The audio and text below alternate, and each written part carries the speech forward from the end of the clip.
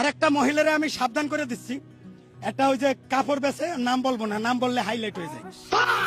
অনলাইনে কাপড় বেচে, কালকে দেখলাম একটা আজে বাজে কথা বলছে জামাতের আমিরে নিয়ে। আমি কিন্তু জামাতের জীবনেও আমার কোনো নাম নাই, কিন্তু তারে কোন এলাকার ওই যে পদ্মার ওই পারে একটা এলাকা আছে না, নাম আছে দৌলতদিয়া, সেই এলাকার মহিলার মতো সে অনর্গল কথা বলছে।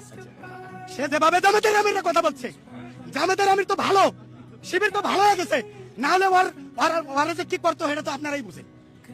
আচ্ছা এখন এটা কতটুকু মানে ওই যেভাবে এই তুই 5ই আগস্টের আগে তুই কইছিলি, তুই যে কইলি যে তাদের নিবন্ধন বাতিল চাই, আমি তো তোর বিয়ে বাতিল চাই।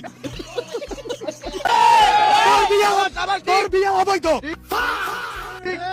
তুই বুড়ো বেটার সাথে ছিলি, তার টাকা পয়সা লুটে খালি। এখন তুই নিবন্ধন পাগলির করে পাগলি তুই নিবন্ধন বাতিল চাইস। নিবন্ধন কি জিনিস তুই বুঝিস? একে আনতার, একে নিবন্ধন।